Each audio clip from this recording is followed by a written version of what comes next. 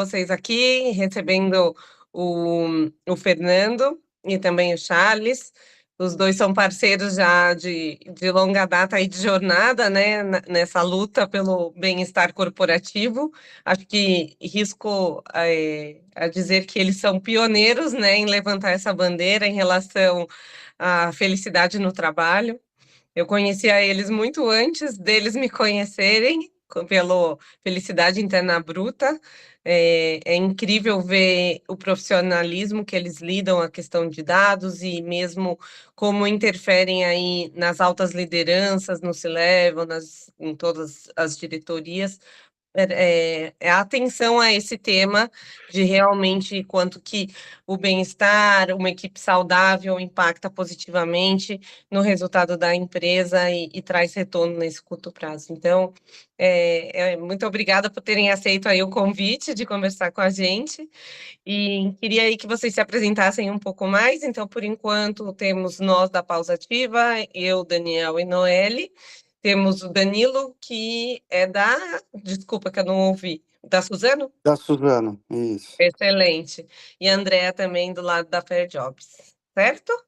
Tudo certo. Então, vamos lá. A ideia do Papo Ativo é sempre a gente deixar, né, os microfones abertos, todo mundo tirar as dúvidas. É uma conversa bem informal mesmo, para munir a gente de ferramentas para como a gente encara a dificuldade do nosso dia a dia, né, ali de influenciar a alta liderança, de ganhar mais espaço dentro das corporações, e eu falo que os ventos estão soprando a favor para a gente nesse quesito, né, que cada vez mais eu tenho acompanhado aí no LinkedIn muitas pessoas crescendo dentro das funções, ganhando aí promoções, isso é muito gratificante.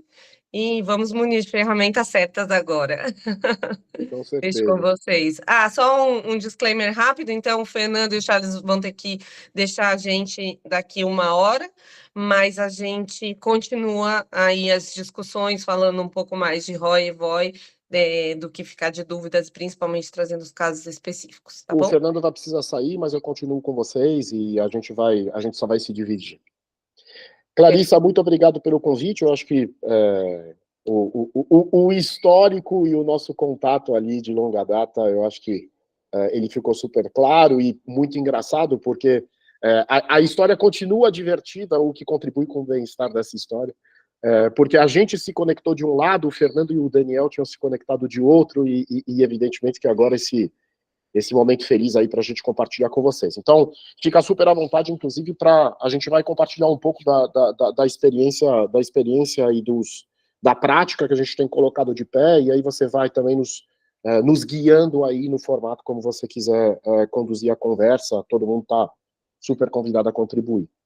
Basicamente, assim, para poder conectar um pouco com a tua introdução, eu gosto de brincar que a gente nasceu com o propósito de promover o bem-estar, e a gente logo percebeu que a nossa proposta de valor tinha que ser uma proposta de valor conectado a um modelo de gestão, para que justamente a gente consiga promover aquilo que está acontecendo hoje, que é de fato fazer esse tema ganhar em relevância, né? A gente sair de uma discussão que é uma discussão fofa e abraça a árvore, para a gente ir para uma discussão estruturada, onde a gente pudesse dar elementos e ferramentas para, de fato, sustentar algumas tomadas de decisão, né? E a partir daí a gente entendeu, que a nossa proposta de valor, por consequência, na verdade, correlacionar bem-estar com o resultado corporativo. Entender que o caminho de construção do bem-estar tem um impacto, sim, que precisa ser identificado para que a cadeia como um todo, que seja colaborador, que seja cliente, que seja empresa, que seja sociedade, na verdade, ganhe dentro dessa história. O Fernando tem uma frase extremamente feliz quando ele diz que quando um perde, ninguém ganha, né? Então é sobre, de fato, a gente entender que isso são modelos sistêmicos, é entender que aquilo que a gente impacta positivamente de um lado precisa reverter para toda a cadeia. E a partir daí, a gente justamente construiu uma plataforma em que a gente captura via pesquisa um conjunto de indicadores, depois a gente entra um pouquinho mais no detalhe, mas a gente captura um conjunto de indicadores A gente importa dados complementares, evidentemente, dos indicadores que a empresa já está acostumada a medir. A gente traz para dentro de uma mesma estrutura, onde via modelo estatístico e via IA, na verdade, depois a gente estabelece correlação, clusterização, regressão, predição, que a gente aplica os modelos que se fizerem necessários para que, de fato, do outro lado a gente saia com uma visão estruturada e de dados que permita justamente traçar um plano de ação. Então, eu vou interromper aqui a minha introdução rápida, pitchzinho elevator, adaptado aqui ao nosso contexto. Como vocês podem perceber, o responsável pela estrutura de dados dessa história justamente sou eu. E eu queria passar a palavra para o Fernando, para que ele também pudesse se apresentar e, evidentemente, que ele fizesse a introdução agora mais emocional de todo esse tema. Eu não sei se é emocional, mas de toda forma vou me apresentar. Então, Clarissa, Noeli, Dani, prazer rever você de volta, Adriana, Danilo, Andréia, bom dia, obrigado. Bom, toda essa história começa com um motivo não tão emocional, né? Quer dizer, muito emocional, mas não tão bom. Eu tive um burnout, e a partir do burnout eu comecei a querer entender o porquê daquilo. Primeiro porque a minha primeira formação era em engenharia, trabalhei 15 anos na engenharia. Quando eu vou para o RH, por uma série de fatores dentro de uma multinacional francesa, eu começo a trazer, né, até em função da engenharia, a trazer muito essa questão de dados e principalmente de como que a gente poderia pagar a implementação de novos formatos e novas ferramentas, né, para o RH, já linkando através dos indicadores, através do impacto no ROI, através do impacto no EBITDA. Então, talvez a minha contribuição dentro do RH, porque eu tinha uma equipe muito boa, com psicólogas, com galera toda de RH, né, mas o que eu fazia, e aí eu vinha com a planilha, e as meninas falavam assim, ela vem o Fernando com a planilha, e eu falava, ela vem vocês com os testes, né, e a gente se entendia bem, porque exatamente eu vinha muito no sentido de já começar a mensurar, e isso estava falando em 2003, tá, quando eu assumo o RH e fico até 2014, e dentro de todo esse projeto, em 2014, quando eu saio da empresa com mais de 10 anos de RH na América Latina, e aí que eu descubro que eu estava com burnout. Na verdade, eu tinha tido um burnout 2 anos antes, e eu estava postergando, né, a cura, ou pelo menos o tratamento do burnout, porque ele não tem cura, ele tem remissão. Foi estudar um pouco mais sobre, primeiro, neurociência. Fiz um curso de uma pós-neurociência na Santa Casa, aqui em São Paulo, e segundo, foi entender sobre humanização. E aí vem a parte emocional, né? Eu entendo sobre a humanização quando eu começo a fazer parte do grupo de voluntários do Hospital Albert Einstein, e lá eu começo a fazer uma atividade de palhaço, o que eu faço também até hoje, toda uma vez por semana, mas aí a gente começa a se deparar com outras questões não muito usuais no mundo corporativo, do tipo você entrar numa UTI neonatal, ou numa UTI, ou numa químio infantil, e você se deparar com os pais, e aí você olhar para trás, e eu sou pai de 2, olhar para trás e falar, será que aquilo que eu sofri, o burnout, será que aquilo era problema? Ou será que isto aqui não é o problema, e a gente tem obstáculos que a gente, sem conseguir fazer gestão emocional, a gente acaba transferindo, inclusive, para a nossa vida, né, e com todos as benesses, mas também os malefícios de todas essas emoções, e como é que a gente mede, como é que a gente entende, né? Porque na engenharia era assim, não se melhora aquilo que não se mede, porque eu peguei exatamente a implementação da qualidade total na engenharia. Então eu comecei a querer entender, e daí a gente monta, né, a Fair Job, e em 2021 a gente transforma a Fair Job, que era uma consultoria, numa plataforma já com mensuração, mas principalmente com essa inter-relação de dados. Então, o que a gente faz é isso. Eu queria trazer uma mensuração diferente do que havia no mercado, principalmente em clima. Então, em 2017, eu conheço o FIB, né, a Felicidade Interna Bruta, que estava sendo lançada o que eles chamam de DNA to Business, ou seja, em 2012, o Reino do Butão aprova a felicidade interna na ONU, né? Eles transformam a felicidade como paradigma da ONU. A ONU passa a mensurar isso através da Gallup, inclusive de todo aquele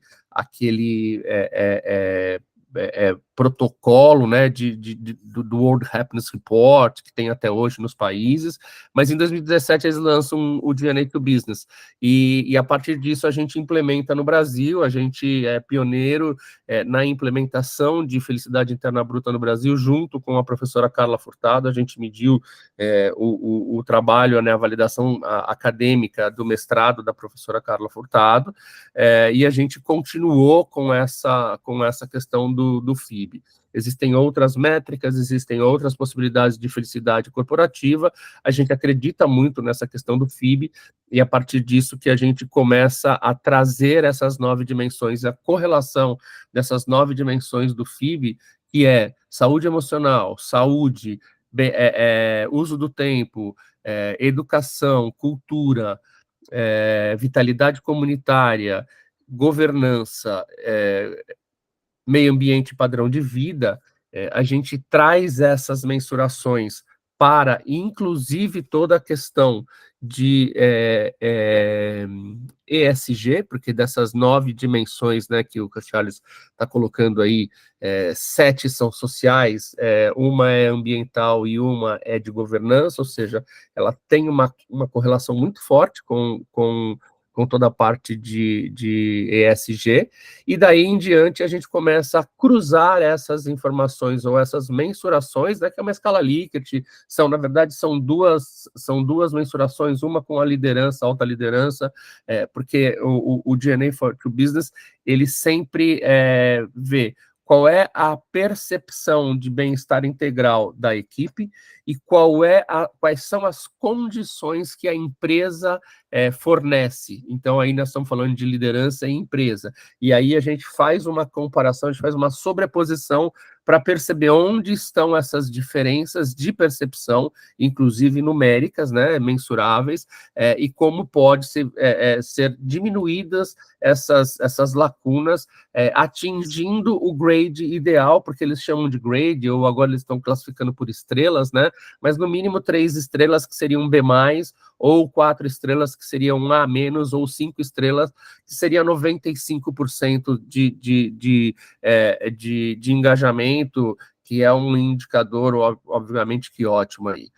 Charles, se você quiser passar, aí a gente faz toda essa interligação, e inclusive com outras métricas, né, com relação, essa daqui que o Charles está mostrando, abaixo da palavra visão executiva ali, está exatamente a interseção desses dois dados. Essa é a nossa plataforma, esse é o view da nossa plataforma, e inclusive embaixo a gente mostra uma questão lá da governança, do ambiental e do social, ou seja, da percepção ESG que as pessoas têm e que os líderes e que a empresa ela organiza. Então, você já começa a mensurar ou a trazer métricas para, inclusive, ESG, que hoje a gente vê na área ambiental muito mais forte, na área de social ainda tem muita gente fala já fazendo bastante coisa sobre principalmente diversidade, mas a questão de saúde mental, a questão de uso do tempo, né, que você remete a outras questões como 4 Days Week, ou como outras métricas de escalas de trabalho tal, mais saudáveis, inclusive, elas podem ser observadas por aqui, né? Então, e aí o que a gente faz, né, só complementando aí o que o Charles falou, a gente pode integrar outras mensurações que a gente faz, como segurança psicológica, a gente faz tanto da Amy Edmondson quanto do Timothy Clark. A gente acha do Timothy Clark mais simples, né, e mais objetiva, mas a gente faz as duas, ENPS, censos de diversidade, escalas de estresse, escala de burnout, escala de saúde mental, transtornos mentais comuns, ou seja, tudo que a gente pegou, né, pesquisas validadas neurocientificamente, a gente trouxe para a plataforma, e obviamente abertas, né, para aplicação, a gente trouxe para a plataforma,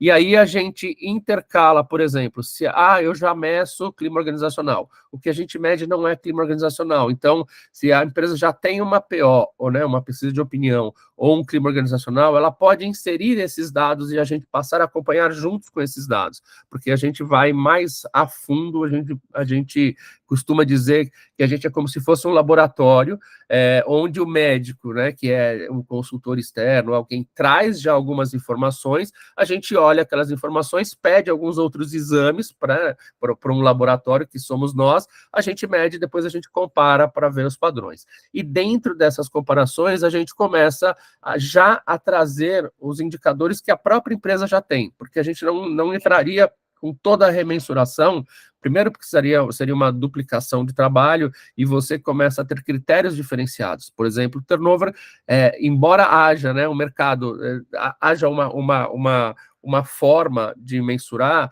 cada empresa pode ter uma adequação, principalmente quando são as multinacionais, porque elas têm, por exemplo, número de horas diferenciadas para cada país, e ela tem que fazer uma média, um efetivo tempo pleno, né? Quem trabalha em grandes empresas sabe mais ou menos como tem que ser feito isso, assim como produtividade, absenteísmo. Então, a gente já utiliza a própria fórmula, o próprio cálculo da empresa, imputa esses dados dentro da nossa plataforma e os correlaciona, esses dados que a empresa já tem, inclusive departamentais, com os nossos dados da pesquisa, dos exames, vamos chamar assim, ou das pesquisas que a gente efetuou e que impactam positivamente dentro a melhora desses dados impacta positivamente dentro dos indicadores desses indicadores de negócio.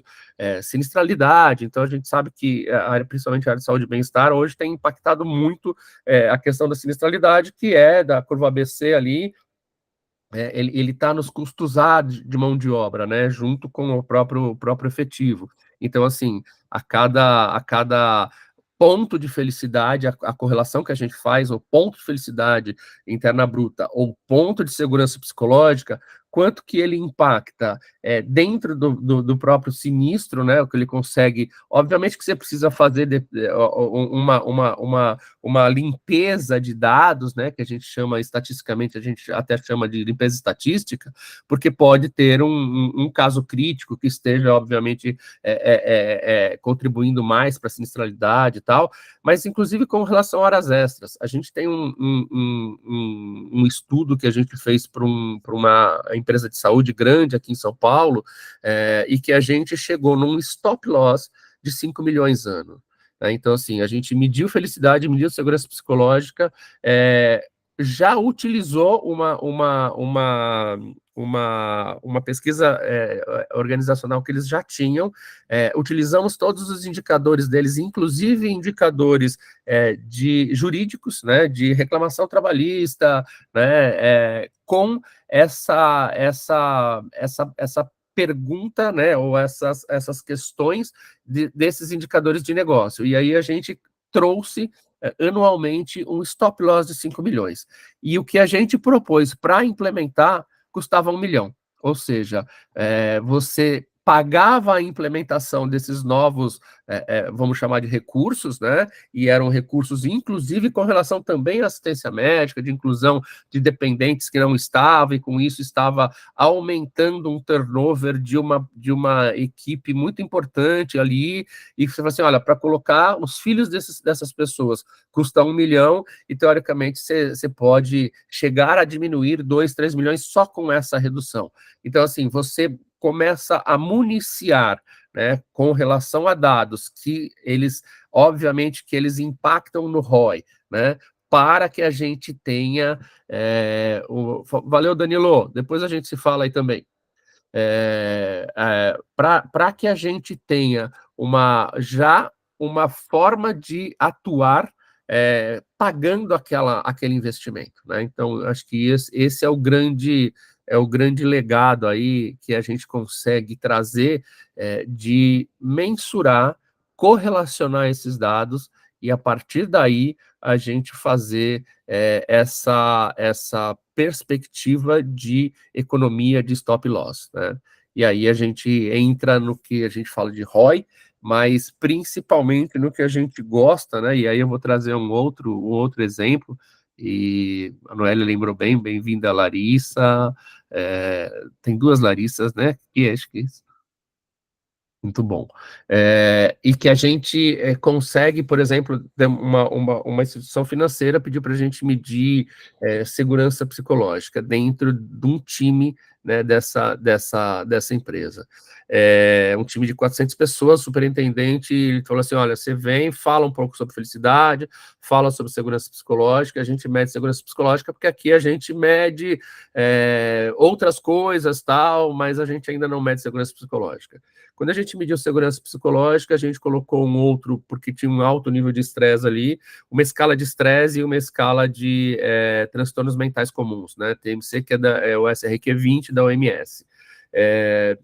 Essa pesquisa, ela fala sobre depressão, ansiedade e, inclusive, ideação suicida. E dentro dessa pesquisa, a gente acabou detectando duas ideações suicidas dentro daquela equipe. Né? O superintendente, que era da área financeira, preocupado com o ROI, ele falou, quanto que a gente consegue medir, quanto que a gente consegue interrelacionar de ROI. E a gente fez essa interrelação para ele e tal, mas quando aparece, né, dentro de uma pesquisa, um caso desse, que a gente chama de positivo, né, para a ideação suicida, a gente para a pesquisa, a gente continua a pesquisa, mas a gente chama o responsável e fala, olha, precisamos de uma intervenção imediata com relação a uma apreciação investigativa ou um grupo, né, uma roda de conversa, para justamente aproximar essas pessoas que estão pedindo ajuda, porque quando ela coloca um sim dentro desse panorama, ela está pedindo ajuda, né? E de que forma que a gente pode ajudar, porque isso é emergência, não é nem urgência. Quem trabalha na área hospitalar sabe a diferença de urgência e emergência e tal, mas isso é uma emergência, isso precisa ser agora. Né? E a gente fez tudo isso e muito bem feito pela equipe, né, do próprio banco e tal. A gente identificou essas duas pessoas, uma foi afastada, a outra entrou em tratamento e tal. E aí, quando eu volto com os resultados, falando de ROI, o próprio superintendente falou, você tinha me falado de ROI, e você tinha me falado de VOI, né? Qual é o valor sobre o investimento que a gente tem a partir de ter salvo duas vidas, né? Ou ter evitado o pior nesse caso. Eu não consigo imaginar eu sendo responsável por esse time, perder pessoas para um concorrente já é muito grave, né? Para nós já é doído. Perder dessa forma seria e sempre vai ser inadmissível e incomensurável. Então, ele não tem um retorno, ele tem um valor, né? E esse valor, a gente, com N pesquisas que a gente fez aqui dentro, a gente não conseguiu captar, né, esse risco. E, obviamente, que agora nos abre, inclusive, perspectivas para muitas outras pesquisas que a gente possa fazer com um olhar atento à saúde mental, mas ao extremo da saúde mental, que é justamente o caso de ideação suicida. A gente não fala, mas eu recebi semana passada uma pesquisa, depois eu mando o link para vocês, de que no Brasil os índices hoje, né, as tentativas de suicídio, elas são mais altas do que acidentes de moto. E quem mora em São Paulo vê o número de acidentes de moto, né? Mas essas questões, elas estão até por uma questão da própria imprensa, elas não são noticiadas, e a gente talvez não tenha a grande dimensão de quanto isso está sendo impactado sobre bem-estar e sobre saúde mental. Bem-vinda, Caroline. Dani, você levantou a mão. Perdão, se me permite brevemente, que a gente recebeu aqui aviso da pausa ativa, eu tenho que fazer. Brincadeira, 10 horas a gente recebe. Mas antes de fazer a pausa, eu queria só pegar um pouco desse paralelo sobre VOI e como que a gente conseguir fazer uma mensuração de incidência, ou seja, preventiva mesmo, né, e não reativa, como a gente consegue gerar um valor muito grande. Então, a gente tem alguns históricos de algumas colaboradoras que, quando respondem uma simples pergunta, tá? Não é um questionário de burnout, uma coisa um pouco mais, né, técnica. Uma simples pergunta validada, que é: com que frequência você se sente exausto, esgotado no final do seu expediente, a ponto de atrapalhar suas relações familiares? Quando essa pessoa responde o tempo todo, ela está pedindo socorro. Claramente, ela já está dizendo que ela está tendo a vida pessoal dela afetada, porque isso é um indicador de fadiga. E isso, geralmente, essa pergunta não está na análise de Malachi, por exemplo. Ela é mais abrangente.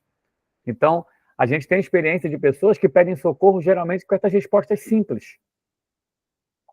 Entendeu? Então, é interessante como é que muitas vezes as empresas não conseguem, com esse tipo de dados, a gente mostrar, esta pessoa aqui, que está respondendo que todos os dias ela está esgotada ao ponto de atrapalhar sua rotina, a sua vida pessoal, é uma pessoa que deve ser acolhida. Talvez a gente tenha que esperar a pessoa apresentar ideação suicida ou apresentar uma crise de estresse dentro da empresa ou um surto dentro da empresa para a gente começar a intervir. Então, é esse o contraponto que eu ia trazer, como que uma simples pergunta pode trazer uma série de valores que muitas vezes não são tangíveis em números. Então, só queria fazer esse preâmbulo somando ao que você falou, que vocês não conseguiram mensurar o impacto disso de uma pessoa responder que pensa em tirar a própria vida em valores tangíveis, mas o efeito dentro da organização, com certeza, é imensurável, e daqui a 10 anos, provavelmente isso vai ser comentado e deve ter ficado na cabeça dessa alta gestão. Então, é só a gente consegue com perguntas simples. A gente consegue, porque as pessoas pedem socorro. Eu gostei muito dessa sua passagem, tá, Fernando? Elas pedem socorro nas perguntas mais simples e não nas perguntas mais complexas. Tá? Isso mesmo. Esse olhar. Eu também tenho uma dúvida aqui em relação à produtividade, né? Hoje a maioria das pessoas perguntam para a gente qual é a melhor forma mesmo de avaliar incremento de produtividade. Normalmente a gente faz essa pergunta para o próprio indivíduo, né? O que você está sentindo em relação à sua capacidade de trabalho, né? Então, isso é facilmente, assim, você vê uma evolução clara, mas como quantificar mesmo esse aumento de produtividade? Acho que para chegar num número tão preciso, né? Eu acho que a dificuldade é essa mesmo, né? De achar quais são os fatores e tantas outras variáveis de negócio que a gente precisa incluir, né? Seja mercadológica, enfim. Então, para a gente chegar talvez nesse número mais limpo, vamos dizer.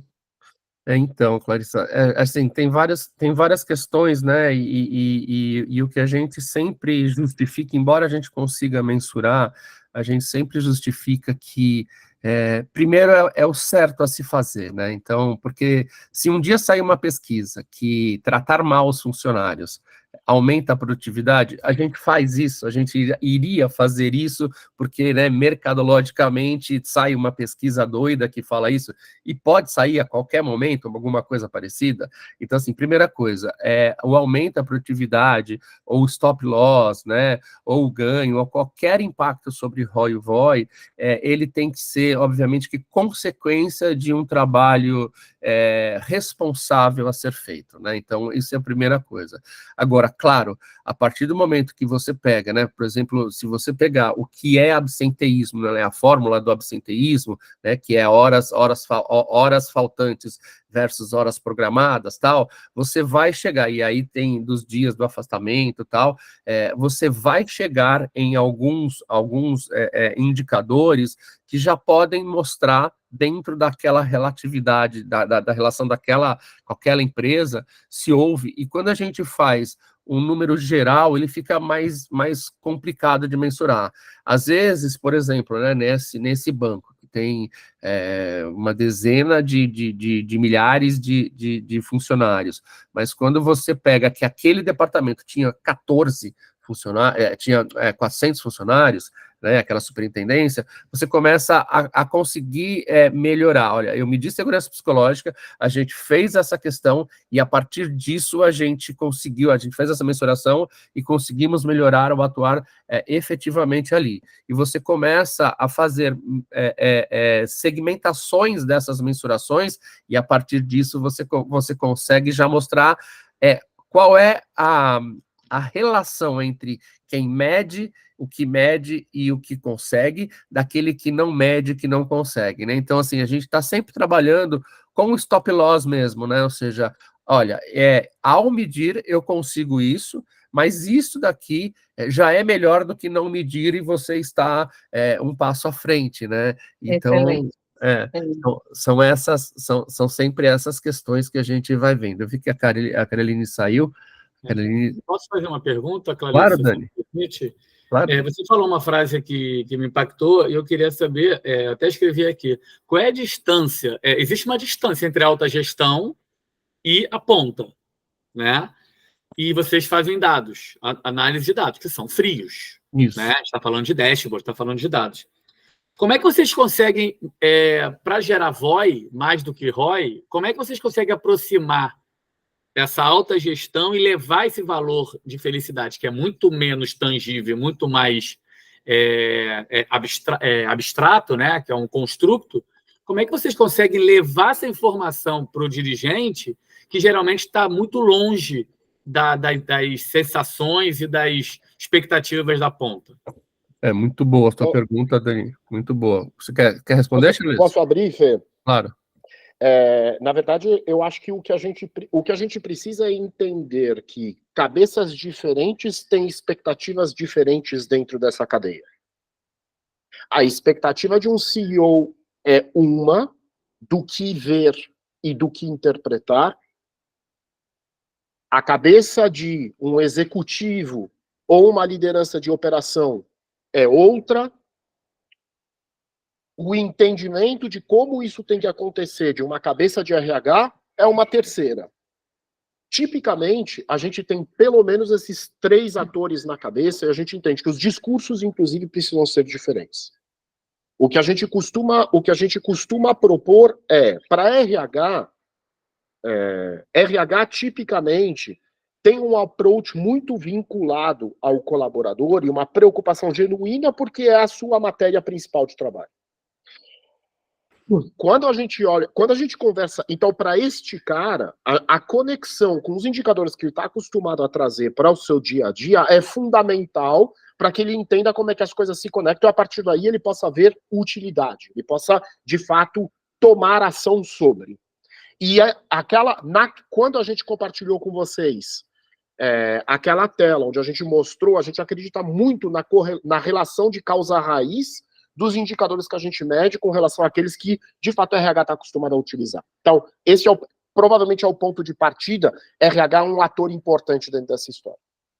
Operação, tipicamente, é o cara que sente a materialização de todos os problemas porque o time está na mão dele. É ele que sente o problema de engajamento, é ele que sente o problema de saúde mental, é ele que sente a baixa de energia no final do dia, que você mencionava agora há pouco. É ele que tipicamente enxerga, cara, eu tenho um problema de diversidade, os caras o meu time não está trabalhando de maneira integrada, não está conseguindo trazer e enriquecer elementos aqui dentro para a discussão. Então, para o cara de operação, a gente tem que falar, se com o cara de RH a gente fala de correlação, evidentemente, de gestão de pessoas, no cara de operação a gente fala tipicamente do time dele. E do resultado que esse cara traz. E isso conecta muito com a fala da Clarissa. E aí essa história da produtividade. O indicador de produtividade, ele está ali com esse cara, ele não está com o cara de RH. Então o cara de RH, ele está olhando de fato para o engajamento de maneira global dos times, mas é o cara de operação que de fato tem ali um problema de... Aí a gente entra, né, além do absenteísmo, que a gente estava falando agora há pouco, todas as questões de presenteísmo, e aí toda essa enxurrada de expressões que vocês estão vendo vindo aí, de quiet ambition, quiet quitting, quiet qualquer coisa aí, todo dia aparece uma novidade, né? Mas, basicamente, nós estamos falando, de fato, do tratamento dos comportamentos. E o CEO, no fim das contas, é o cara que diz assim, cara, é assim, ó, estão me pedindo para investir em Gympass, em benefício, em cargos e salários, em não sei o que lá, e assim, eu não sei se isso está dando resultado. Até porque o que a gente acredita muito é que, assim, não existe um colaborador, existem vários colaboradores. Tem gente que quer sair cedo do trabalho porque tem um filho para ir buscar. Tem gente, na verdade, que gosta justamente dessa cesta de benefícios e valoriza. Mas tem outros que querem dinheiro no bolso. Tem certo, tem errado? Não, não tem. Então, o que a gente precisa entender, no fim das contas, é aquilo que está se fazendo, está reverberando positivamente, e essas conexões é o que a gente justamente sugere fazer, à medida em que tudo que a gente mede com uma visão sociodemográfica na frente, que tem dois grandes blocos, um bloco demográfico e um bloco profissional, justamente para, a partir dos diferentes perfis, que a gente consiga construir um mapa de calor desses indicadores, que justamente identifiquem os principais problemas e as principais reivindicações. A hora que eu tenho o meu sócio demográfico e a hora que eu tenho as minhas colunas dos meus indicadores, que podem ser tão diversos quanto segurança psicológica para a liderança, diversidade, e vão pegar o bem-estar, que evidentemente é a base da história, você automaticamente tem faróis que estouram na cara e que pressupõem, que sugerem um diagnóstico para traçar um plano de ação. Então, na verdade, assim... Aí que eu queria pegar um gancho do Charles, trazendo, né, trazendo essa resposta para dados, né? O que a gente tem percebido com o cruzamento, né, do BI com relação ao sócio demográfico? Ele traz muito próximo, né? Então, respondendo a tua pergunta, Dani, os gestores, eles têm, em média, uma percepção melhor de 20%, ou seja, se a felicidade é medida em 70%, né, que seria vamos chamar de um nível bom, né, de felicidade interna bruta, 70%, eles estariam em 84%, por exemplo, 20% acima. Então, esta lacuna, quando você já mostra, né, para a alta gestão, fala, olha, vocês estão aqui sentados, tal, e obviamente que a vida de vocês está mais fácil por várias questões, por padrão de vida, tal, mas está mais fácil. Então, e aí só que quando você começa a cruzar os cruzamentos, né, você começa a trazer informações que estão na sociedade. Por exemplo, as mulheres estão mais inseguras psicologicamente e menos felizes do que os homens. E o LGBTQIA+, está menos seguro ainda e menos feliz ainda do que homens e mulheres. Alguma novidade do que tem na sociedade? Não. Quando a gente quebra as mulheres, né, dentro dos dados das mulheres, as mulheres brancas e amarelas estão mais felizes do que as pretas, pardas e indígenas. Né? E as pessoas pretas, pardas e indígenas LGBTQIA+, estão menos seguras e menos felizes ainda. Então, quando você começa a cruzar os cruzamentos, você começa exatamente a trazer os dados, né, que são a percepção da sociedade. E a gente cruza, inclusive, esses dados com os dados recentes do IBGE de 2022, que foram divulgados em 2023. Então, você começa a traçar paralelos com a sociedade. E qual é o papel da empresa responsável? É fazer com que, embora existam esses impactos externos, minimizar os impactos internos. Ou seja, aqui dentro, eu vou tentar garantir que o padrão de felicidade seja mais igualitário, né? Então, como é que eu faço isso? Então, você, com os recortes, né, que esse mapa de calor que o Charles traz, você começa a falar assim, então eu preciso atuar muito mais na população, na educação e, às vezes, implementar regras mais contundentes na população feminina, LGBTQIA+, negra, parda e indígena, porque eles têm um impacto da sociedade maior. E eu, como parte, né, poderosa da sociedade, que sou uma empresa, eu consigo atuar aqui. E você começa a equilibrar. E o que a gente chama de diversidade e inclusão, porque a gente tem visto muitas empresas fazerem bastante sobre diversidade,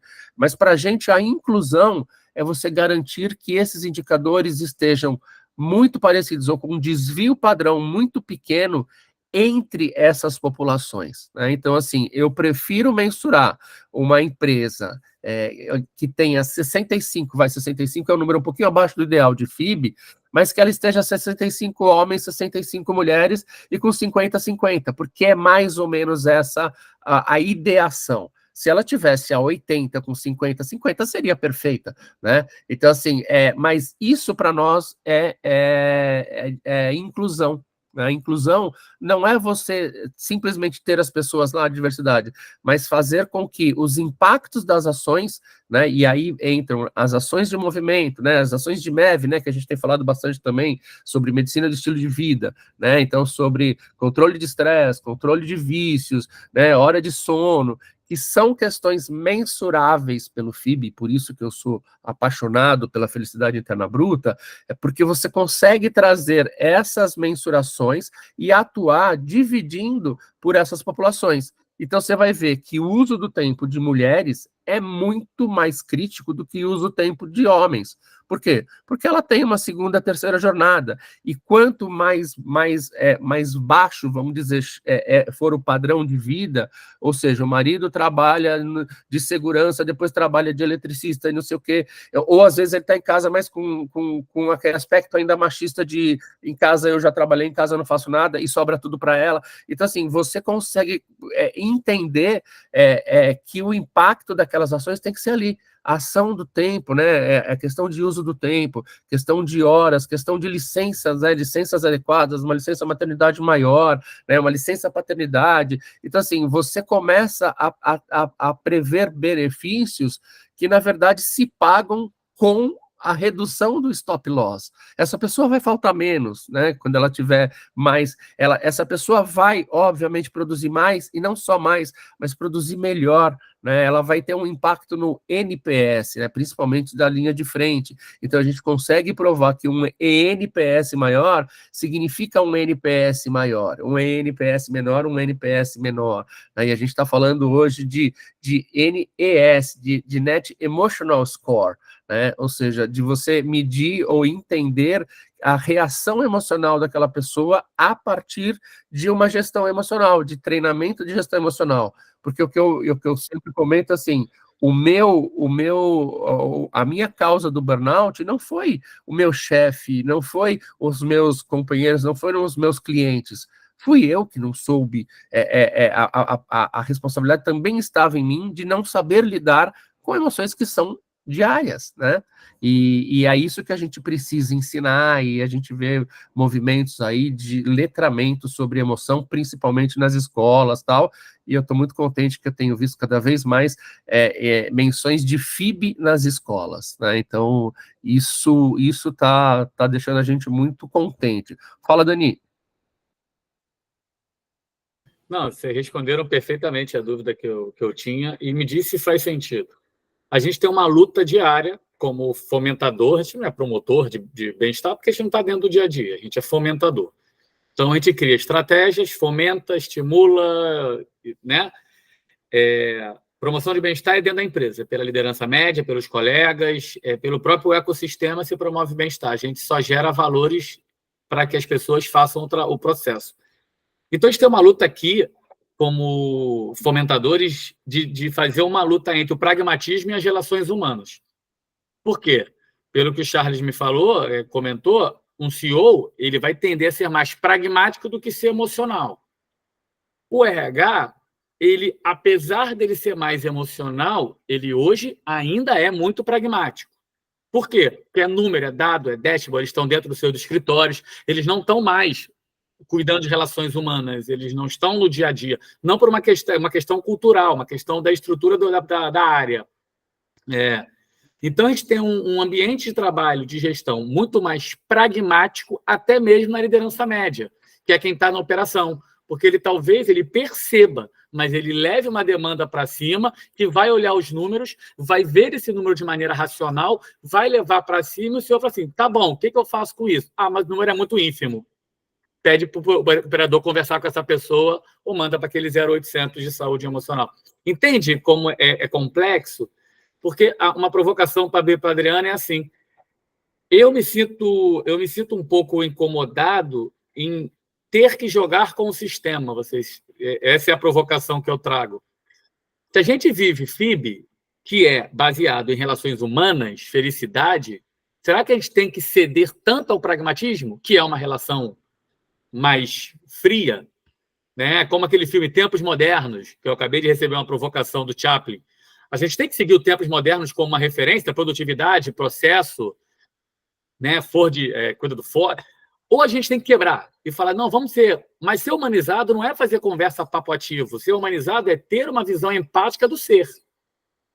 Não sei se eu consegui me fazer entender, e me trouxe essa questão que eu sempre falo com a Clarissa. A gente deve se manter firme na relação humana, na relação do comportamento, ou ficar se adaptando a um pragmatismo que o mercado muitas vezes pede. Aí eu vou abrir para a Adriana e para o Charles para eles continuarem. Oi, Adriana. Você ainda não desmutou. Está no mute. Bom dia, prazer estar com vocês aqui. Bom, é o que nos falta mesmo, né, Daniel? Acho que é um pouquinho de empatia aí no nosso dia a dia. Talvez se a gente colocasse um pouquinho de empatia no nosso café de todo dia, as coisas seriam diferentes, né? Se fosse possível. Eu tenho duas considerações, né? A primeira, eu fiquei na dúvida, Fernando, se você teve burnout ou burn-on. Não sei se você sabe da diferença entre os dois, mas eu acho que eu fiquei na dúvida se você não teve um burn-on aí, que você não sabia como que você saía dessa profundeza desse mar aí, né? Eu tive burnout. Burn-on, para mim, é o estresse crônico, né? Já tem um nome, né? Estão só rebatizando. Mas eu tive burnout mesmo, inclusive com sequelas do burnout, com duas doenças psicossomáticas, né? Então, hoje eu desenvolvi, a partir desse gatilho, eu desenvolvi fibromialgia e artrite psoriática, né? Então, nossa! E aí só que eu descobri depois. Então, assim, eu estive muito tempo com o burn-on, né, com toda a parte de estresse crônico, sem ser capaz de identificar, até que ele me levou ao burnout, né?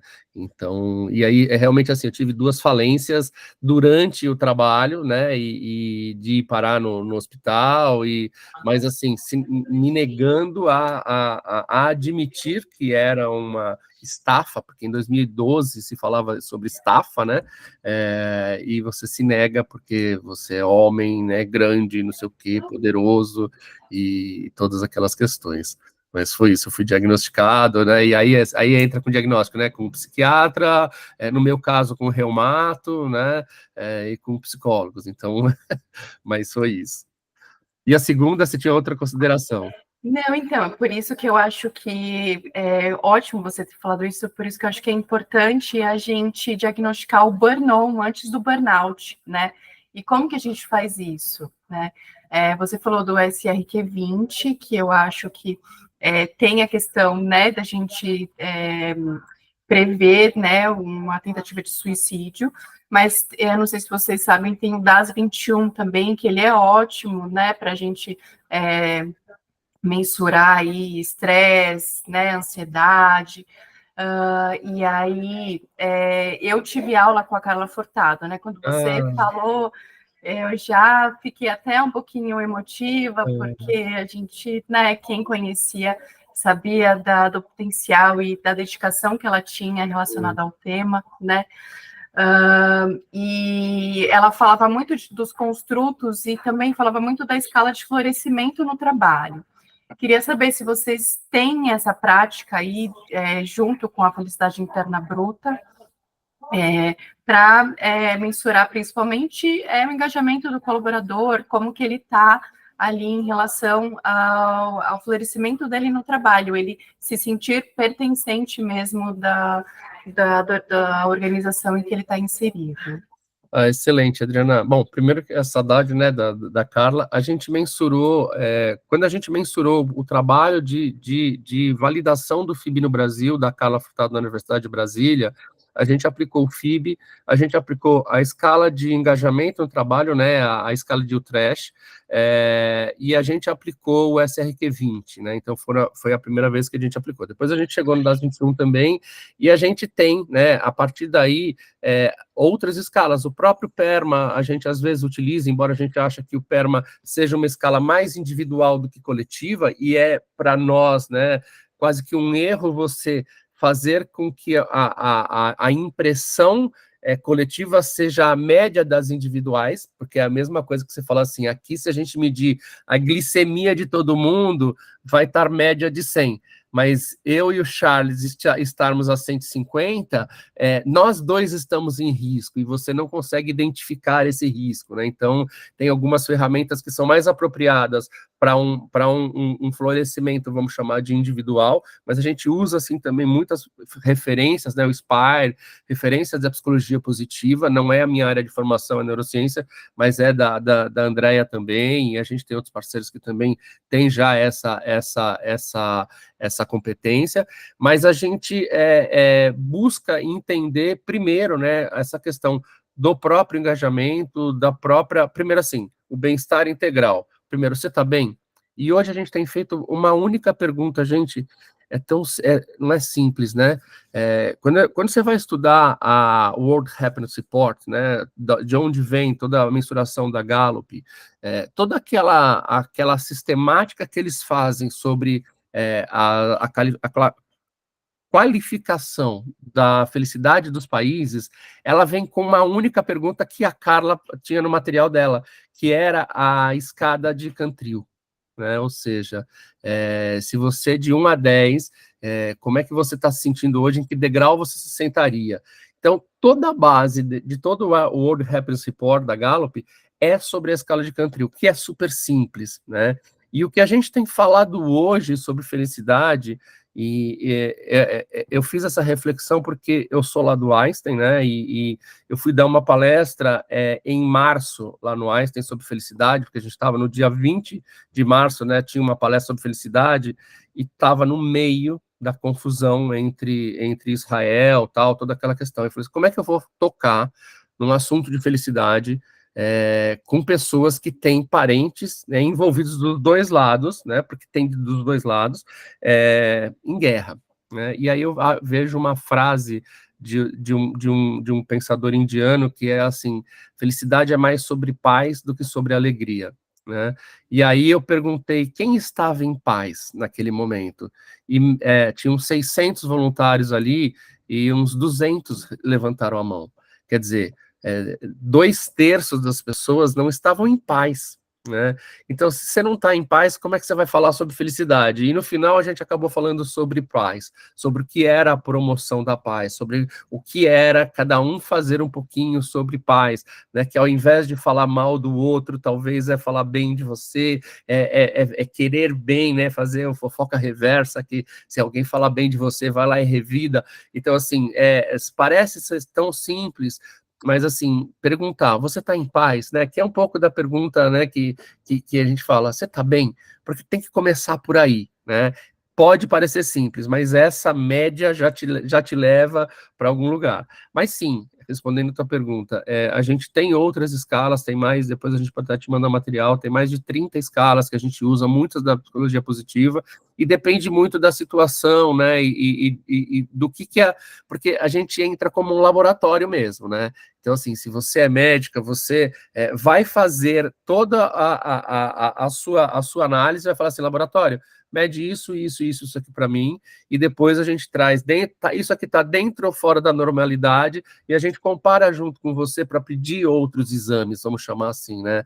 A gente faz essa comparação, que a gente fornece esses dados, então, assim, é meio frio, e aí, emendando com a fala do Dani, às vezes para o presidente nem tanto, o CFO, ele é muito frio, ele quer ver número assim, vai gastar mais? Eu previ no budget, então não vai ter, né? E quando você chega e fala assim, presidente, nós estamos falando e hoje o papo que a gente está levando para os conselhos, e eu tenho feito parte de reuniões de conselho na FIA, no IBGC, sobre riscos, né, e riscos reputacionais, né? Imagina se você tem um problema e um risco reputacional em função desse problema. Como está havendo agora, inclusive, com algumas empresas de RH, por estarem usando inteligência artificial para fazer seleção, né? Então já começa um risco reputacional. O CEO, com essa questão, ele começa, ele fala, não, realmente, você está medindo, porque hoje, de acordo com o ranking de conselhos, a primeira preocupação do CEO é risco reputacional, porque ele quebra a empresa e mundialmente. A segunda preocupação são riscos cibernéticos, né? Qual é o risco do meu sistema todo entrar em colapso por uma questão principalmente de hackers. E a terceira é o financeiro, e que o financeiro, o nível de governança e o nível de compliance geralmente já está muito focado, só realmente antifraude, alguma coisa. Então, quando você fala neste nível com o CEO, ele fala assim, você imagina você não ser capaz de detectar um alto nível de estresse, de burn-on ou de burnout, ou principalmente haver um suicídio dentro da tua empresa. Qual é o impacto sobre isso, né? Qual é o valor negativo que se gera? E por muitas vezes você perde teu bônus, então assim, aí você vai no bolso do cara, né?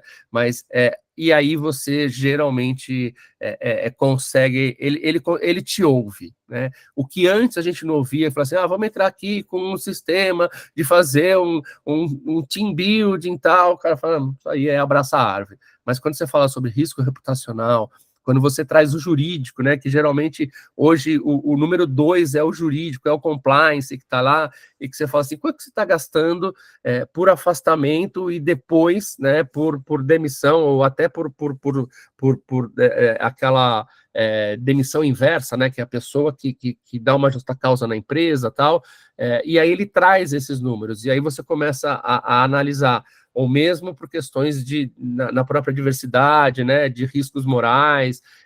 Então você começa a buscar essas outras alternativas de, não sei se é letramento ou se é conscientização, né, mas ela precisa realmente vir de cima para baixo, mas acho que é isso.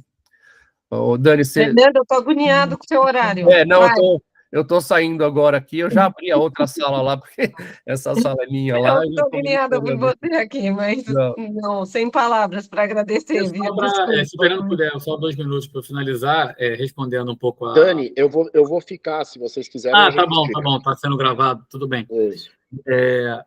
Eu adorei essa questão do risco reputacional, segurança e custos versus lucro, porque é exatamente o que a gente tenta levar.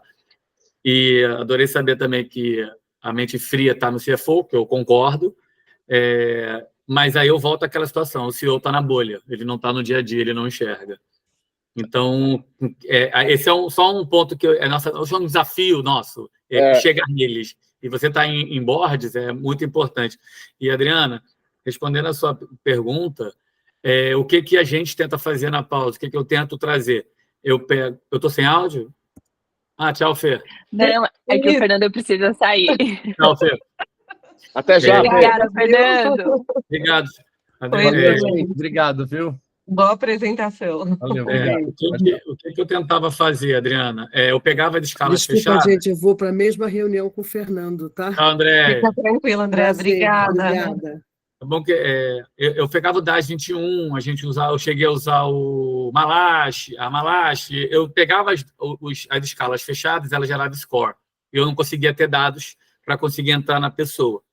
Então, o que eu fiz? Estudando a literatura, eu comecei a descobrir um monte de escalas de uma pergunta, ou que são de 2, 3 perguntas, onde cada pergunta era parametrizada e dava um valor R. Então, eu comecei a quebrar essas perguntas e comecei a perguntar, baseado no burn-on, são perguntas que você consegue descobrir bem antes de você descobrir que ela está com 45, 50 de Malache. Porque você não sabe aonde está a dor, se é despertonização, se é exaustão. Então, o que a gente costuma fazer na nossa escala? Primeira coisa que a gente quer descobrir, a correlação. Então, assim, se o trabalho dela é um trabalho sentado, quanto tempo ela passa sentado, com que frequência ela interrompe esse padrão, ou com que frequência ela se exercita. Isso é um fator, tá? Que a gente leva um score de quanto que ela se move durante o dia, que é um fator de risco primário. E a gente quer saber qual é a percepção de capacidade de trabalho dela, como ela se sente trabalhando. Tem gente que vai botar 10, fica 15 horas sentado e acha 10. Por exemplo, é o Bernon, ele é um CEO, ele trabalha e acha que ele é produtivo, ele vê números. Aí a gente pergunta, humor baseado em energia e vigor. Aí ele coloca, tô sempre cansado, tô sempre sem energia e vigor. Então ele trabalha na raça, por exemplo. E aí a gente começa a ver percepção de estresse, eu tô sempre estressado. Chego em casa exausto, não consigo viver a minha relação familiar. Sempre demoro mais de 1 hora para dormir. Então são aquelas perguntinhas chaves que ele não percebe que ele está sendo mapeado. E aí você consegue fazer, não necessariamente um cruzamento de dados específico, pode ser feito, mas a gente pode chegar e falar, ok, você tem alto índice de fadiga. Por mais que seja produtivo, por mais que seja feliz no seu trabalho, que foi o comentário do Fernando, você tem um alto índice de estresse, que pode te gerar um burnout. Você pode ter um alto índice de fadiga no final do dia, que afeta a sua relação familiar. Você tem alto índice de dores, que está relacionado com excesso de trabalho sentado. E aí você consegue separar esses scores e separar os grupos.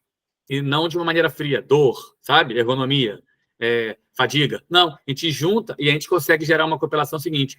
Como o seu time está relacionado a um padrão de comportamento diário de trabalho. Isso é dado na hora. Então, você consegue fazer fazendo análise de incidência, análises que são só vendo o padrão de comportamento. Inclusive, a UVS, a gente pega uma pergunta da UVS. Do ICT, a gente pega uma pergunta do ICT. Então, você vai pensando escalas e vai criando um relatório que você responda a pergunta do seu time. E ele realmente acaba encontrando. É só um exemplo de como a gente pode usar a literatura e as próprias escalas para formar o nosso próprio relatório. Então, a gente fica preso àquele rigor de um score, de 0 a 50, de 0 a 90, de 0 a 100.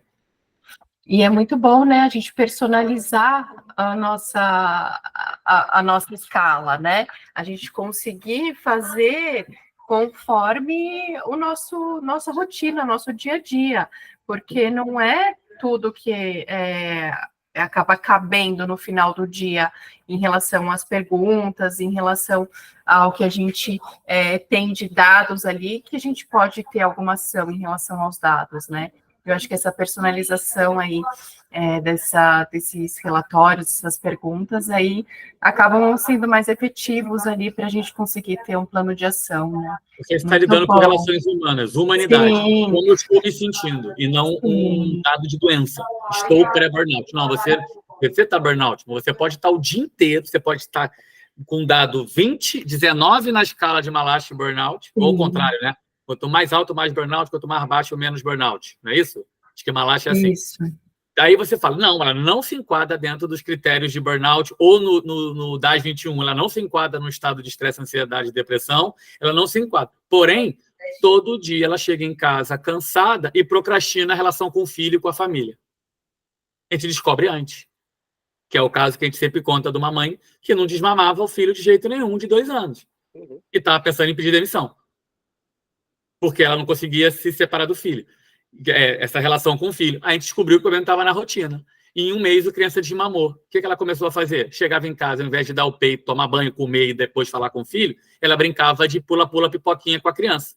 2 anos, é o dia inteiro vendo galinha pintadinha. E ela passou a brincar com a filha, que eu não posso dar o nome da criança, né? Com a criança. Em 1 mês, ela falou, chorando no follow-up de 1 mês do programa, que ela desmamou a criança. E choradeira, por quê? Porque isso era uma dor dela.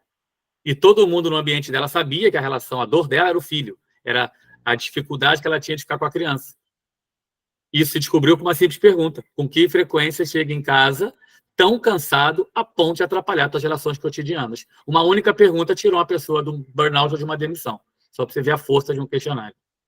People, sabe o que me parece disso tudo? E aí eu quero trazer o meu histórico de profissional de marketing para o jogo. Na verdade, o que a gente está discutindo aqui é uma técnica simples de storytelling. Vocês já ouviram falar em storytelling?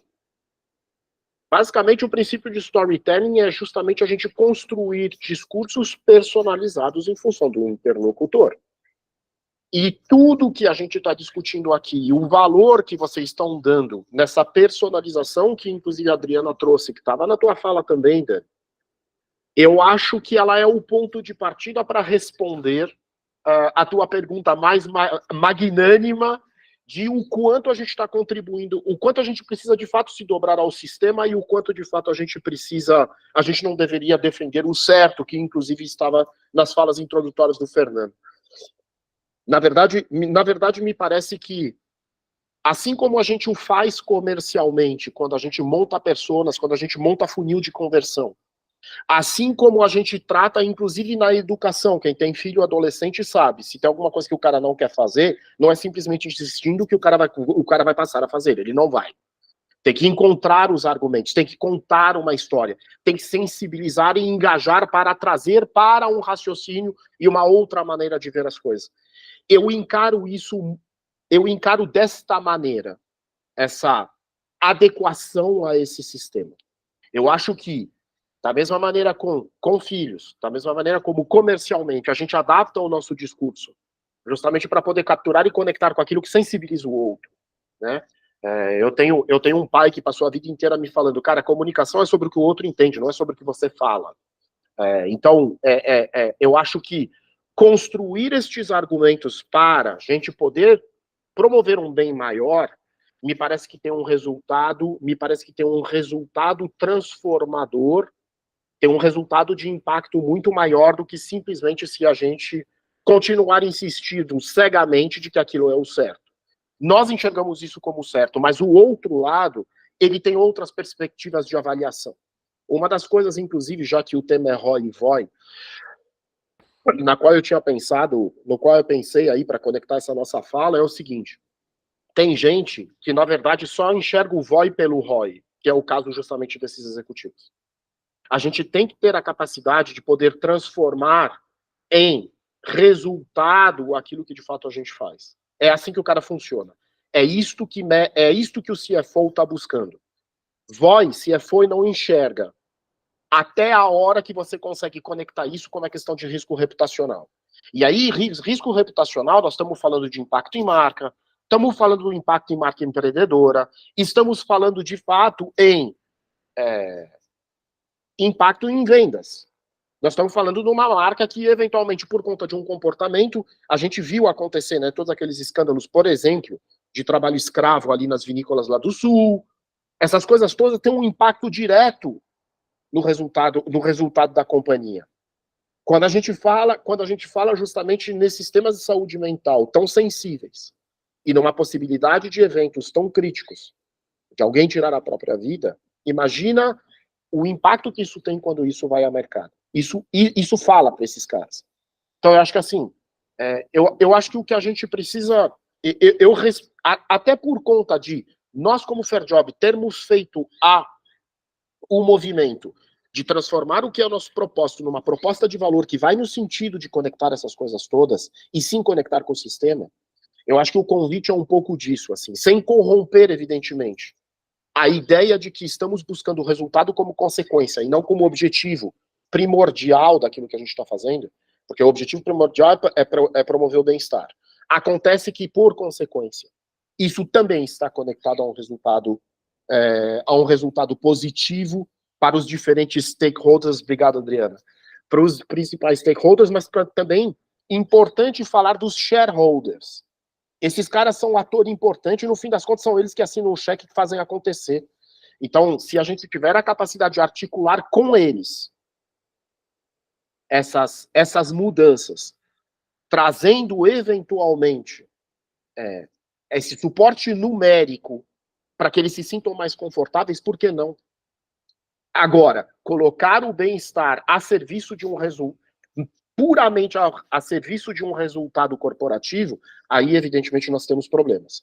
Mas sem corromper a lógica de resultado como consequência, eu acho que o jogo da gente adaptar a nossa fala à expectativa que o outro tem, eu acho que só acelera o processo de transformação e o processo de impacto que eu acho que todo mundo que está nessa sala justamente está buscando. Excelente. Não, acho que é bem nesse caminho. A gente ouve muito as pessoas falando da dificuldade de consistência, né? Uhum. De consistência em captura de dados, consistência na armazenagem, consistência na organização, enfim.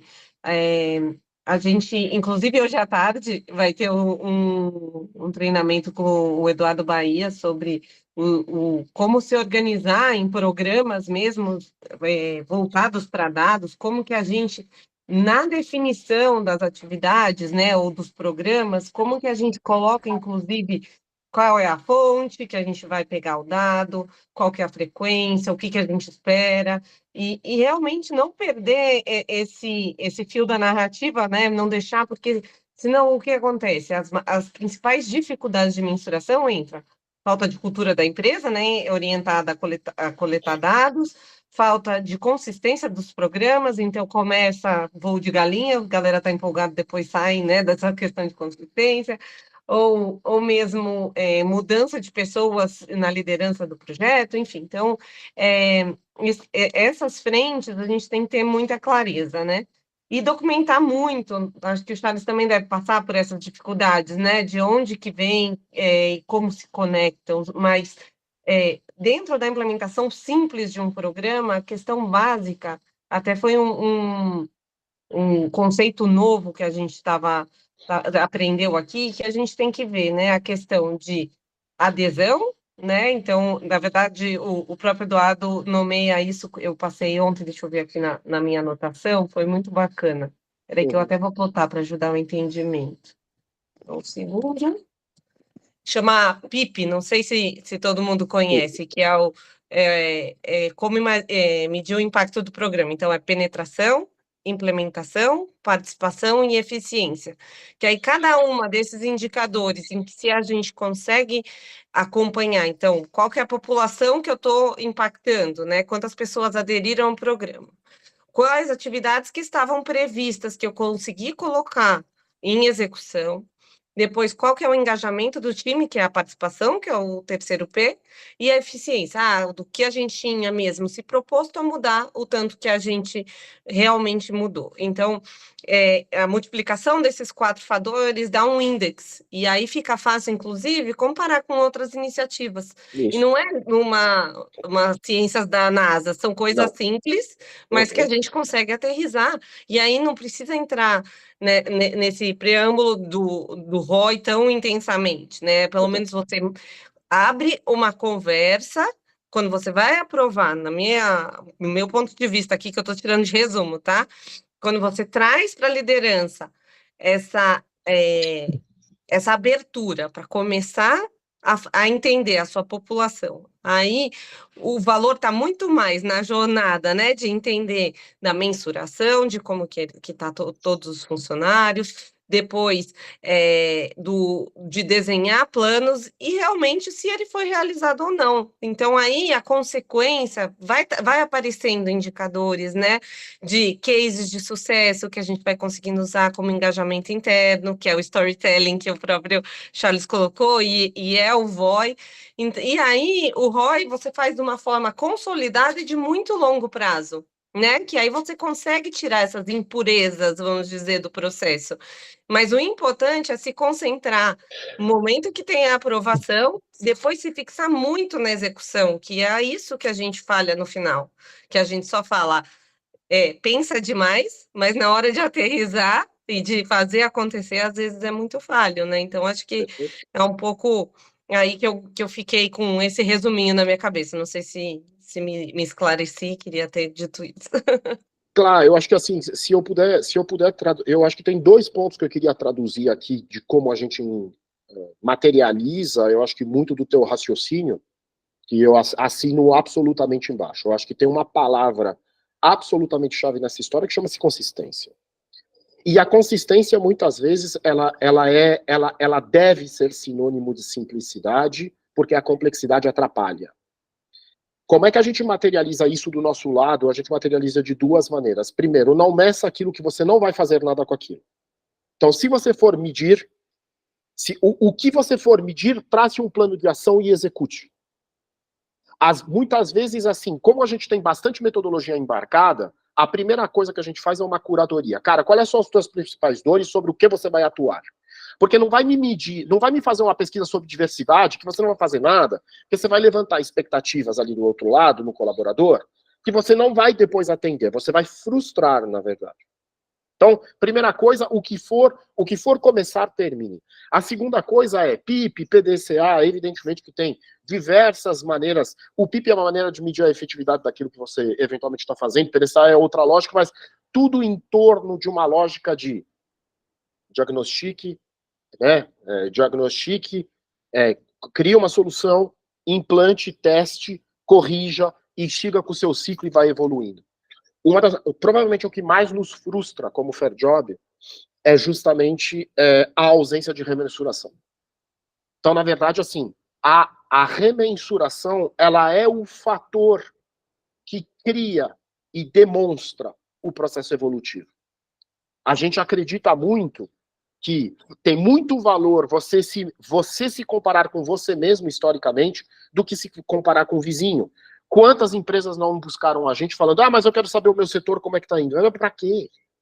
Mas quem disse que a nota 7 que eu dou para este critério aqui para mim é a mesma avaliação do 7 que o meu vizinho dá, né? Então, assim, precisa haver uma visão de melhoria contínua, que não é nenhuma tese revolucionária, os japoneses já estão falando disso há quanto tempo. Então, existe uma lógica de melhoria contínua que tem a ver com fazer pouco, mas fazer bem feito e completo e consistente, como você tão bem falou.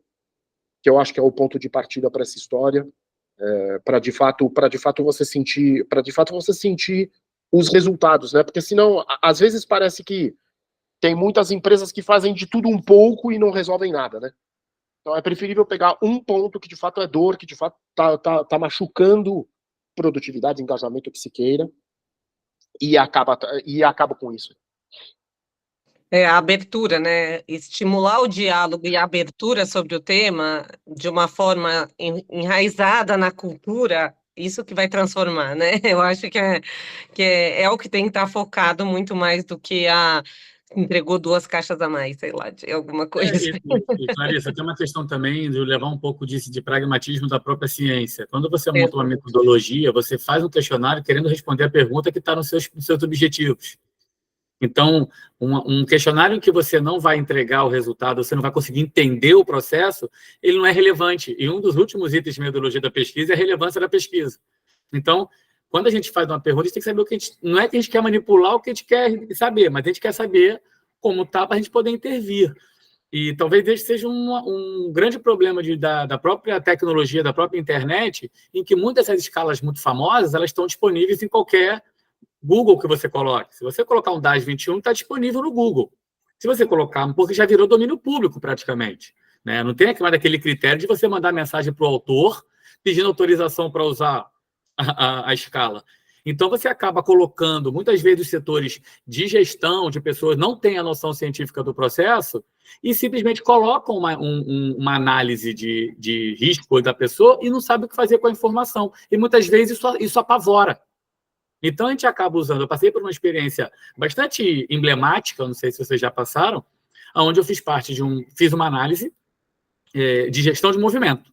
E eu fui todo estatístico, mostrei o panorama e etc.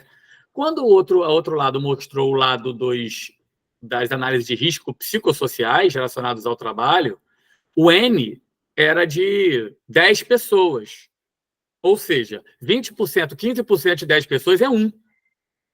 Mas na apresentação colocou 20 e tantos % da população, só que era um N de 10 pessoas. E eu todo preocupado fazendo um N de 150. Então, no final, o que afetou, o que tocou no CEO, na discussão na época? O seu time está doente, a culpa é sua. E o meu dado mostrou. Em um panorama de um grupo, está mostrando uma tendência, entende? Então, esse tipo de transparência em você usar a ciência e a pesquisa, isso acaba impactando dentro de um processo. Talvez seja um desafio de vocês, né? Na verdade, isso é super técnico, né, Dani? É uma questão estatística. Você tem que ter uma massa crítica justamente para poder apresentar resultado, porque senão o resultado não tem representatividade. E, inclusive, me deixa muito preocupado quando esse tipo de coisa passa. Porque um CEO, eu acho que minimamente essas coisas eu acho que ele deveria dominar, mas whatever. Eu acho que essa questão de pesquisa ela é muito crítica. Por um outro lado, eu vou talvez puxar a sardinha aqui para o meu lado, mas com o objetivo de trazer vivências e cases, tá? A gente carece, graças a Deus, de um engajamento muito alto. O fato de sermos plataforma externa, o fato de sermos plataforma externa, em absolutamente todas as nossas campanhas, nós tivemos uma taxa de engajamento muito superior às pesquisas que foram aplicadas internamente. Justamente por conta de uma certa idoneidade e, inclusive, de um anonimato que a gente garante dentro do processo.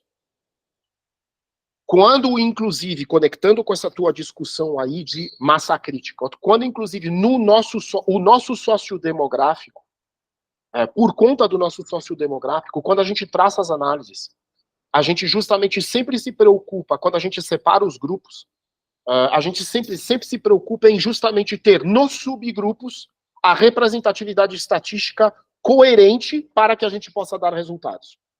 A gente tem, por conta de anonimato, inclusive uma regra última que grupos inferiores a 5 pessoas, que é uma regra simples que eu estabeleci, mas ela é estatisticamente proporcional ao universo total. Grupos menores que 5, a gente simplesmente não exibe o número, porque a gente precisa preservar o anonimato e, por forças de cruzamento de critérios, eventualmente, menos do que 5, você consegue identificar a pessoa. Não é... Então, tudo isso para dizer que existem uma série de questões muito técnicas que precisam ser consideradas no momento da aplicação e que, evidentemente, por força da facilidade das ferramentas digitais, Google Forms, qualquer Typeform e equivalentes, aí disponível, evidentemente acabam confundindo as coisas e fazendo as coisas de maneira mais amadora e, inclusive, comprometendo até mesmo os resultados, né? Então, eu acho que esse jogo, quanto mais... vou reutilizar a palavra que eu acho que é mágica ali, pronunciada pela Clarissa. Eu acho que essa questão de consistência, e a gente comprovar essa consistência quando a gente levar para esses CEOs e CFOs tão exigentes do ponto de vista de retorno, quanto mais a gente levar consistência para eles, que a gente demonstrar que isto é uma conversa racional, estruturada, onde a gente transforma o empírico em dado concreto para sustentar uma tomada de decisão, a gente muda o jogo. Eu acho que é aí que contribuir com o sistema, como você justamente colocou, que incomoda, para mim abre uma porta de transformação. A hora que eu faço os olhos do cara brilharem, porque o cara percebe e fala, como assim você consegue me dizer que eu tenho uma liderança tóxica aqui? Não, eu tenho número. Na verdade, assim, não é achismo. Não é eu entrei aqui, fiz entrevistas e eu fui ou não fui com a cara do cara. Não é. Existe uma pesquisa estruturada que o cara respondeu, a mesma pesquisa foi aplicada para todos da mesma maneira. É isso que garante a idoneidade e a consistência daquilo que eu aplico. Todas as mesmas perguntas foram feitas para os mesmos líderes, esse cara responde A, aquele outro responde B. E quando eu olho para o bem-estar do time do cara B, além das respostas estranhas de segurança psicológica que eu identifiquei, eu ainda tenho um bem-estar novo. E aí você começa a amarrar as diferentes variáveis que trazem e, em conjunto, constroem a consistência dos resultados que você leva. Então, uma andorinha não faz verão, um indicador sozinho não prova nada. Assim como no jurídico, né? É o conjunto das provas que, na verdade, dá a conexão para o discurso, que de fato te dá força para você sustentar uma posição e, a partir daí, tomar a ação que se faça necessária. Não, e olha a diferença, né? A gente começou a falar sobre bem-estar, não é abraçar a árvore, e olha o tipo de conversa em que nível que chega, né? Sobre realmente, você tem uma liderança tóxica. Tem coisa mais séria do que isso, né? De apontar em termos de resultado, é muito maravilhoso. Por isso que é apaixonante trabalhar com bem-estar. Eu uso muito uma frase que eu sei que ela é um pouco forte, tá? Mas a gente consegue, através de dados, mais dados, eu vou usar um termo transparentes, honestos, sendo com rigor, a gente pode chegar para uma liderança e falar, seu time está doente. E quando você fala seu time está doente, não é na relação entre ele e a equipe. Porque ele pode falar, mas eu estou muito bem com a minha equipe gosta muito de mim, eu faço team building, minha produtividade está boa. Quando a gente fala que a tua equipe está doente, é que a tua equipe está, a grande maioria, estressada o tempo todo. A sua equipe tem 40% com dor nas costas diariamente. A sua equipe tem, entendeu? Então, você trazer essa honestidade e pegar os dados e conseguir filtrar, como você magistralmente disse, entendeu? o setor X tem esse dado, o setor Y tem esse dado. A gente consegue levar dados pragmáticos e concretos. O ponto que eu gosto sempre de trazer é, dependendo da... Eu achei muito legal a palavra reputacional. Eu achei, para mim foi a máxima do nosso papo. Desculpa esse barulho aqui do meu nobre amigo fazendo obra no vizinho. Não estou podendo ouvir. Hoje a gente vive uma situação que o que afeta a reputação? Hoje, o tema do momento é saúde mental. Uhum. Saúde mental se resume hoje, primeiro na escala burnout, né? Uhum. Depois vem transtorno de ansiedade, depressão e tudo o que envolve. O CEO, como o Fernando também, de maneira magistral, eu não lembro qual foi a expressão que ele usou, ele terminou com whatever, se é conhecimento ou se esqueci as duas palavras. Mas se o CEO tem conhecimento ou se ele precisa educar ou só conscientizar o CEO. Na minha opinião, educar, porque eles não sabem o que a gente está falando. É uma coisa muito nova. Então, a gente tem que educar. Porque se a gente for só esperar para consciencializar, a gente vai olhar para o que o mundo está dizendo, uma lei que fala sobre programas de saúde mental, para falar o que a gente já está fazendo. Então, ele vai chegar e vai falar, o que é mais importante para esse CEO? Dados que apontem a quantidade de pessoas com ideação suicida em um universo de 20 mil pessoas, que vão aparecer talvez 2, ou índice de depressão, que vão aparecer ali entre 6% e 8% desse universo, ou índice de dor, que vai estar entre 40% e 45%. Entende? Dani, claro que eu entendo. Na verdade, eu gostaria de te retornar da seguinte maneira. Quando a gente está falando em risco reputacional, eu acho que tem uma siglinha bem próxima da gente que eu acho que a gente pode retomar para poder construir um raciocínio. ESG. Beleza? Risco reputacional para empresas, ele tem riscos em E, em S e em G. Estamos de bem? Americanas foi um problema de G. Eu acho que está todo mundo de acordo. Tem uma questão de E evidente quando a gente está falando, por exemplo, de indústrias pesadas e etc. E o S é aquilo que nós todos aqui tratamos no dia a dia. Muito bem. Todos eles carregam alguns riscos. ESG hoje está na agenda corporativa de maneira estruturada, consistente e presente diariamente no mercado mundial, não precisa nem ser brasileiro. Ele está presente de maneira estruturada? Não está. Greenwashing, social washing, só para começar, tá? Ele é instrumento de marketing e, na verdade, agora que está todo mundo debaixo d'água, sem qualquer tipo de brincadeira, porque o assunto é sério. A Itália está debaixo d'água, a Alemanha está debaixo d'água, o Rio Grande do Sul está debaixo d'água. Agora, de repente, a galera está começando a se sensibilizar. Ups, desculpe a expressão, deu merda. Então, na verdade, assim, a gente...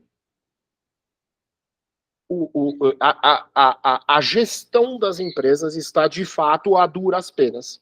E com eventos críticos, está se sensibilizando sobre temas que, teoricamente, deveria ser o certo a ser feito. Então, a gente vai ter que... A gente, teoricamente, deveria ter, no RH, o elemento tradutor dessas necessidades que a gente, na verdade, tanto pleiteia. Hoje, a gente precisa construir com o RH e com as áreas de operação uma justificativa para sensibilizar, de fato, o corpo diretor e o conselho. Que seja. Vamos arregaçar as mangas, vamos juntar com eles, vamos colocar os argumentos na mesa e vamos construir isso com esses caras. A gente aqui do nosso lado não encontrou outro caminho. É isso. Vai ter que sensibilizar estes executivos que hoje estão pressionados por um conselho que, de fato, está pedindo produtividade. Eles não estão pedindo bem-estar do colaborador. Então, vamos fazer de um elemento de construção do outro. Um dos feedbacks... Perdão, Charles, deixa eu cortar. O I e o G, o E e o G estão na frente. Principalmente o G, governança. Compliance, etc. O S está em segundo plano. Mas o E também está. O E também está. Aliás, essa história... Aliás, o G, eu acho que ele está mais em foco muito por conta justamente de... O quê? Prejuízos que, na verdade, as empresas criaram. Então, por isso que o G está sob a lente, né? Quando a gente olha para o whey, quando a gente olha para o... Quer ver? Para mim tem um exemplo muito claro. Tá tendo uma briga ali da Europa com o Brasil sobre as questões de carne e sobre a adequação a algumas exigências de certificação ambiental. Muito bem. O Brasil diz, mas eu não entendo. Não vou me aplicar porque isso vai me gerar custo, isso é problema de vocês. A Europa diz, se vocês não se adequarem, porque eu pago por isso, as empresas europeias, elas têm um custo para poder estar alinhadas com as certificações que eles adotaram. Na verdade, estão dizendo, então tá bom. Então, se você não se adequar, eu também não compro. O que as empresas brasileiras fazem? Ok, tá bom. Então eu vou tirar esse negócio dessa certificação aqui, porque, na verdade, se eu não tirar, o cara não vai comprar. A relação é dada. A gente vai ter que jogar com esse... A gente vai ter que compor com este jogo. O jogo e a composição é uma composição comercial. Então, é assim... Se o rabo precisar abanar o cachorro, o rabo abana o cachorro. Mas vamos construir esse juntos. tema tem que ser outra conversa, de tão gigante que abre, outro preâmbulo, vamos dizer Certeza. assim. Eu mesmo tenho várias coisas, porque na questão ambiental acho que tem muito mais iniciativas com holofote no mundo corporativo, descarbonização, e quando entra no social tem outras, mas tem muita coisa para a gente discutir. Mas eu acho que, não sei aqui se a Vanessa, a Lari, enfim, se alguém tem alguma outra dúvida, que acho que a gente pode ir encerrando por aqui, até por causa para ser conciso em relação ao horário, né, respeitar o horário, mas eu quero marcar outra dessa da SG, juro. Vamos lá. Faz muito sentido. Maravilhoso. Tem alguma contribuição, alguma coisa? Gente, é sempre um prazer falar com vocês. Muito sempre bom. um prazer aqui a fazer a gente pensar, né? Ter esse compromisso mesmo de trazer coisas novas, de oxigenar o que as outras pessoas estão fazendo no mercado. E espero que ter a presença de todos sempre aqui para a gente continuar conversando de maneira tão rica. E, de novo, Charles, obrigada demais. Você, o Fernando, esqueci o nome da Andréa, foi uma honra ter vocês aqui com a gente. E vamos repetir a dose aí falando de PSG. Vamos repetir a dose. Agradeço demais pelo convite. Eu acho que o formato de vocês, esse formato tão aberto, eu acho que é muito positivo. Adorei a proposta. Estamos super à disposição. Eu acho que são temas que a gente leva mais do que na cabeça, são temas que a gente leva no coração e que pelo entusiasmo de todas as falas, eu tenho certeza que isso é dividido, e eu acho que isso faz muita diferença. E se a gente, quanto mais pessoas vibrando em torno desses temas tão importantes, eu acho que melhor. Então, contem super com a gente. É um prazer imenso dividir. Obrigada, gente. Valeu. Divulguem lá, a gente vai colocar no YouTube, e aí, enfim, a gente consegue disseminar um pouco mais a palavra. E obrigada de coração. Um beijo, gente. Valeu, gente. Boa semana para todos. Bom dia, bom junho.